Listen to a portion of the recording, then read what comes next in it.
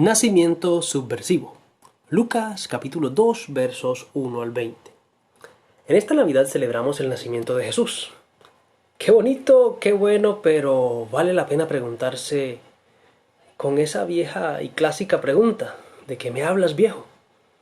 Y esta pregunta sí es válida en este contexto, puesto que hay muchas versiones actuales de Jesús y de lo que significa su nacimiento. Para muchos, este evento significa la oportunidad para estar en familia, para compartir regalos, para vender un poco más, para comer un poco más, para adquirir más cosas o para frustrarse porque no tienen un peso en el bolsillo para hacer nada de lo anteriormente descrito. Todo esto hace parte de nuestras celebraciones, pero ¿es esto lo que debemos celebrar? Estoy consciente que muchos de nosotros crecimos con la premisa de que la Navidad es todo aquello que nos hace recordar que la vida es bella, que diciembre es amor.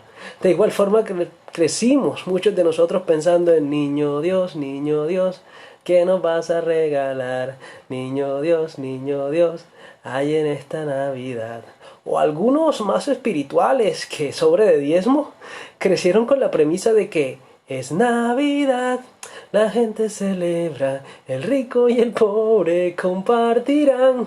Pero, ¿esto es realmente lo que celebramos?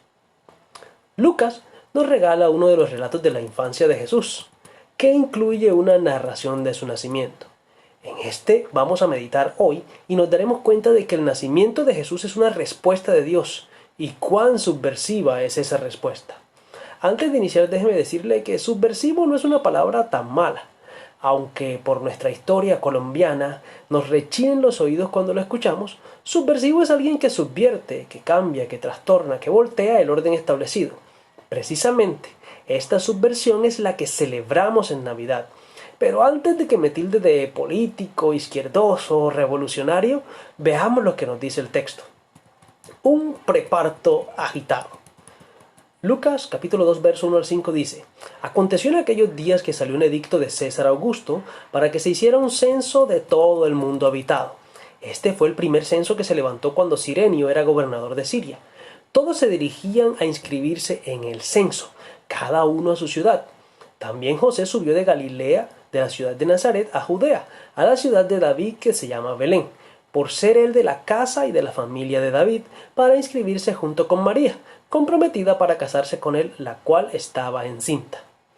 Era común dentro del Imperio Romano, como es común en nuestros estados, el empadronamiento de la población, es decir, contar a las personas para calcular más o menos cuál sería la cantidad de dinero que, por razón del tributo, deberían recibir por cada ciudad que hacía parte de su imperio. Pero lo curioso de este caso es, si esto era así, ¿José por qué viajó a Belén en vez de quedarse en Nazaret, que era su ciudad de residencia? Se puede decir que en el pueblo de Israel las raíces tribales eran muy importantes aún en esa época. A pesar de tal vez no vivir junto a toda su familia extendida, los lazos de José eran bastante fuertes con sus antepasados y esto le inclinaba a ir a la ciudad donde se hallaba la raíz de su linaje, en este caso Belén. De igual forma, también es interesante en el texto que María lo acompañara en un viaje tan largo, estando ella casi lista para parir. Realmente no era necesario que ella viajara, puesto que las mujeres en esa época no eran censadas, solo los hombres, quienes eran los responsables de la familia. La mujer y los niños eran una propiedad más de los hombres. Así que, especulando un poco, podría ser que José no quería perderse el parto de su mujer. Pero esto es solo especulación. La verdad, solo tenemos lo que dice el relato, que de por sí es bastante carente de detalles. María hizo un largo viaje, tal vez a pie, tal vez en burro, en la víspera del nacimiento de su hijo. Esto no debió ser nada fácil ni agradable.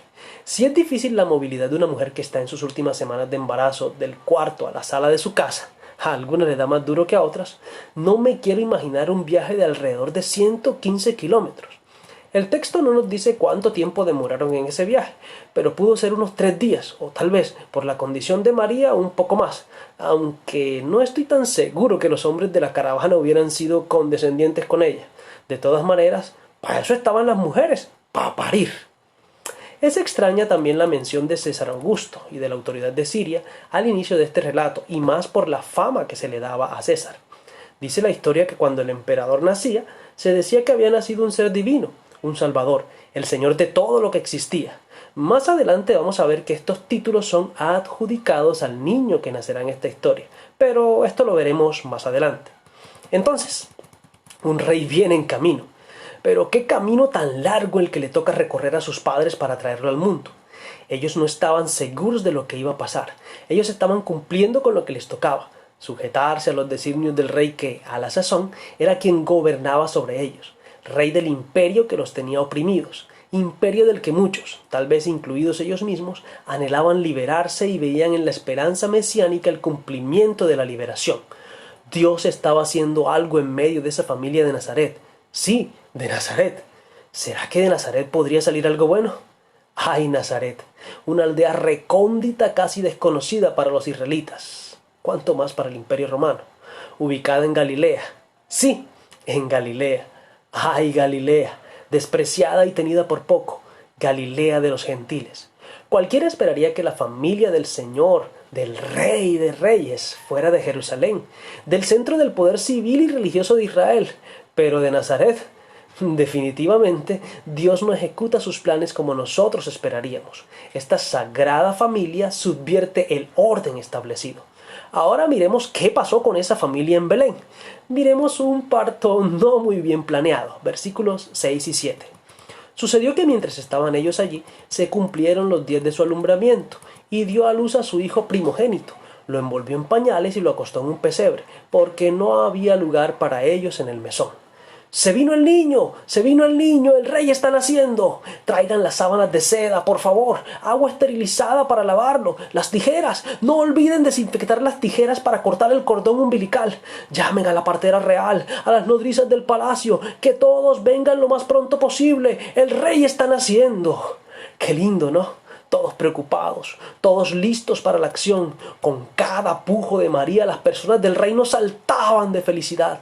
La pólvora estallaba estridentemente, las trompetas resonaban, la gente de todo el país gritaba: ¡El rey ya está aquí! ¡Qué dicha! Pero no, este no fue el caso del nacimiento de Jesús. Nos dice el texto que en medio de la diligencia que estaba haciendo José en Belén, le dieron los dolores de parto a María. ¡Qué momento más oportuno, María! No podías esperar llegar a Nazaret. Y lo peor, no conseguimos cupo en ningún lugar para pasar la noche.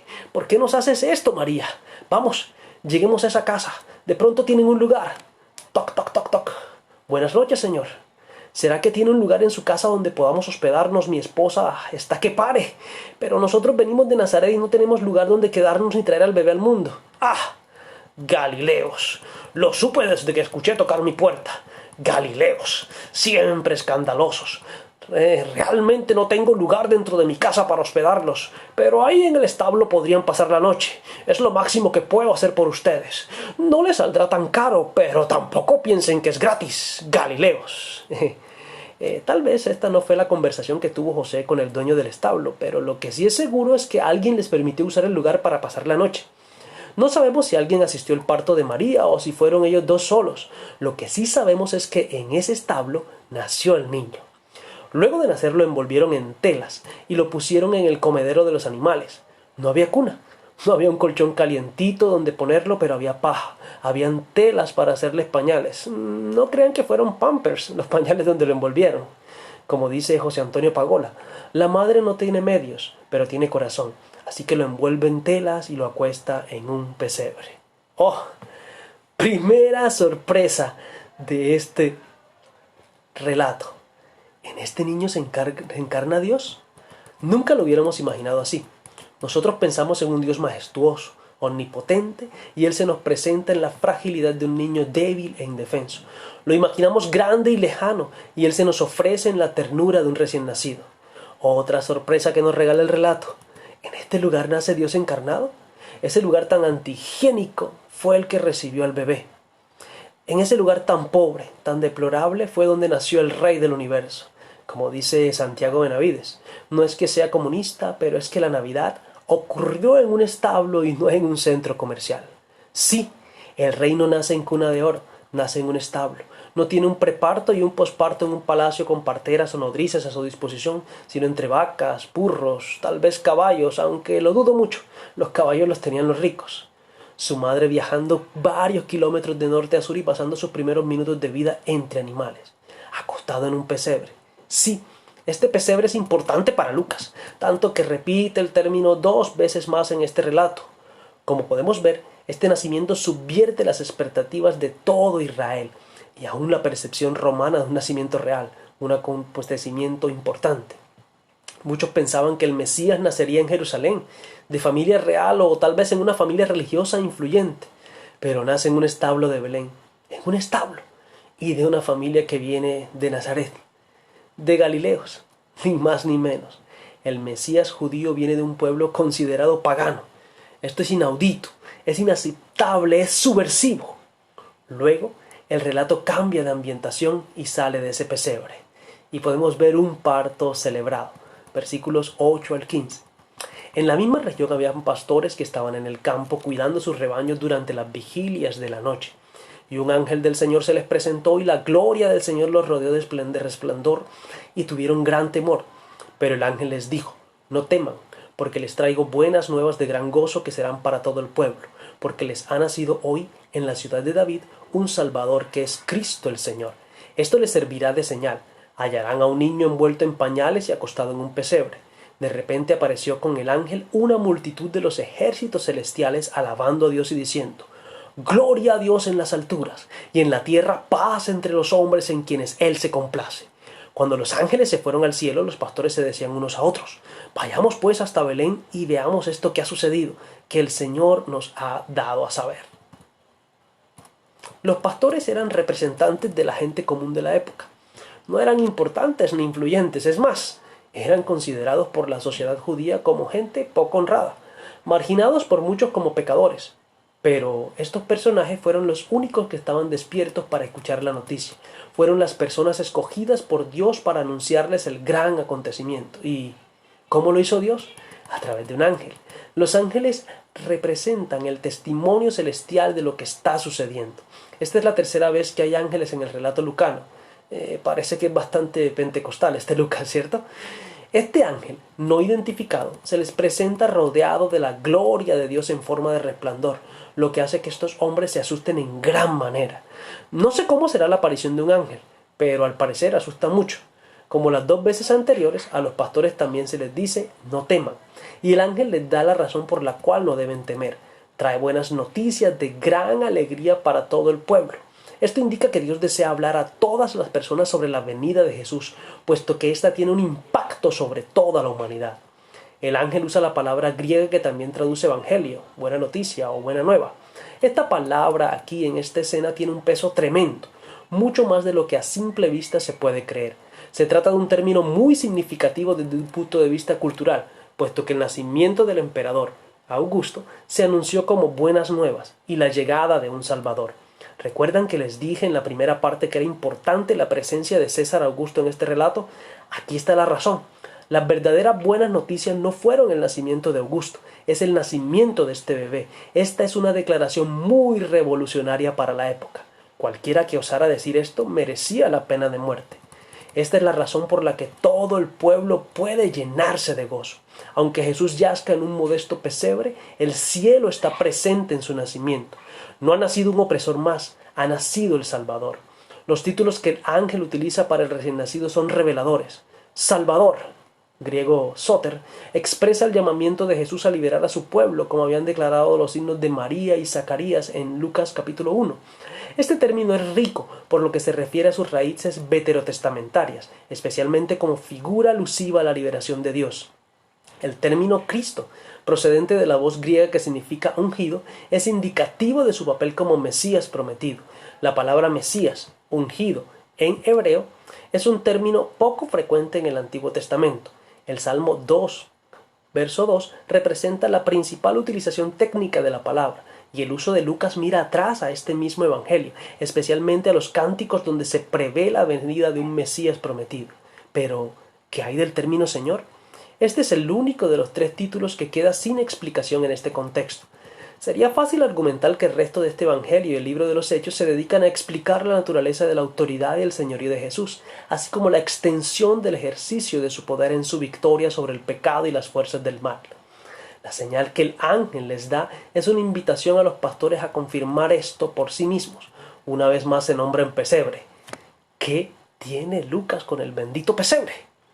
Luego de que da este mensaje, un coro celestial entona una canción que parece evocar a Isaías 57:19, donde se desea la paz a los seres humanos. Luego de que esta majestuosa aparición termina, los pastores salen a comprobar el mensaje recibido. Qué hermoso, ¿cierto? Los coros celestiales cantan y dan gloria a Dios. Uno mayor que el César ha nacido, un verdadero Salvador, Mesías y Señor.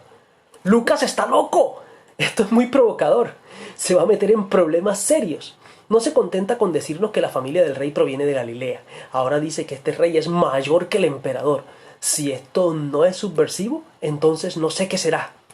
Para rematar, Lucas no podía escoger, por ejemplo, a un Zacarías, sacerdote del templo, para darle el anuncio del nacimiento del niño.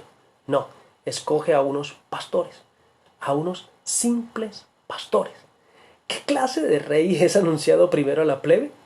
¿No se supone que deberían avisarle a los altos jerarcas, a las grandes figuras gobernantes de Israel o al mismo emperador? Pero, ¿a unos pastores? Lucas no conoce nada de protocolo, o nosotros conocemos mucho de protocolo y desconocemos el actuar de Dios. Con este anuncio se subvierte el orden establecido. El rey no viene a reinar para unos pocos, sino que es una buena noticia para todos.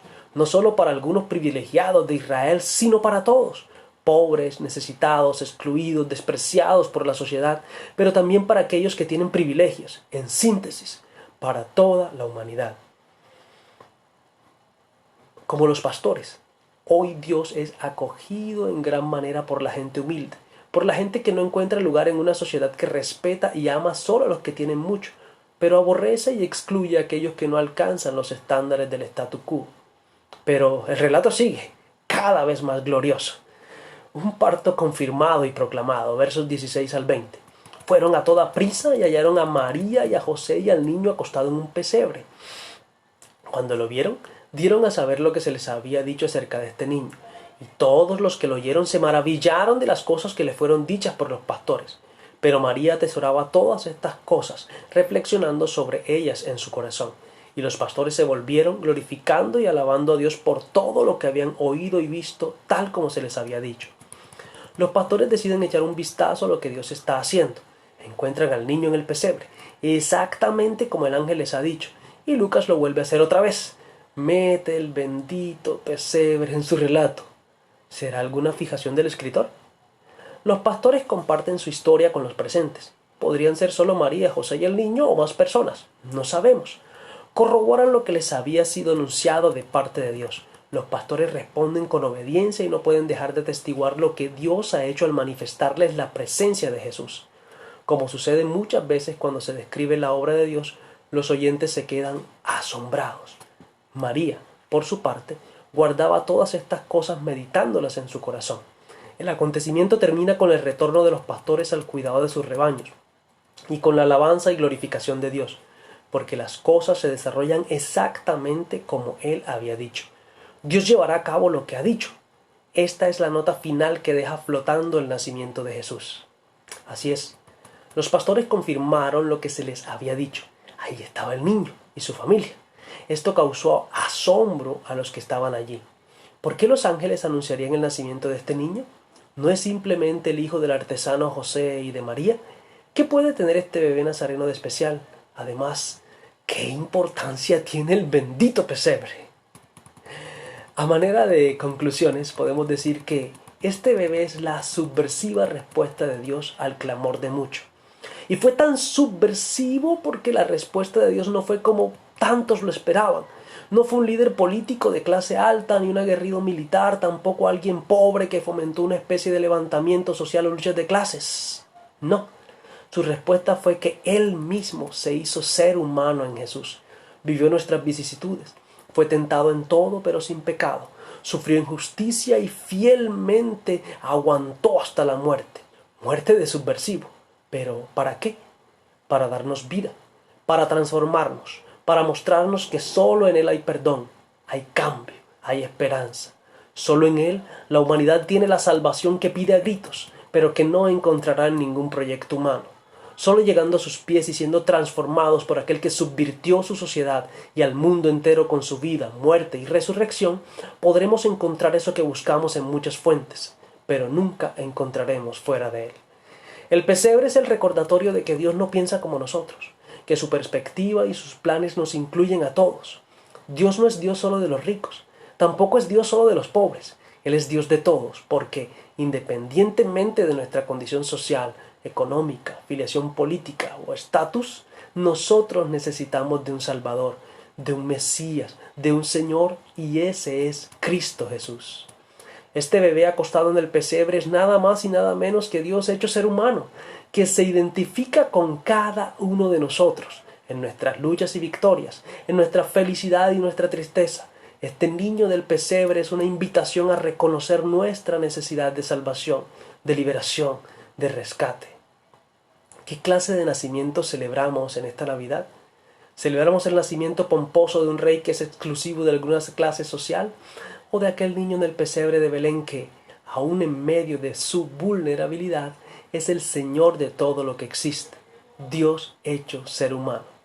El Señor nos ayude a mantenernos enfocados, y si nos hemos desenfocado, que nos ayude a reenfocarnos, que nos ayude a aceptar la invitación de vivir no solo su nacimiento subversivo en Navidad, sino todos nuestros días. Dios les bendiga.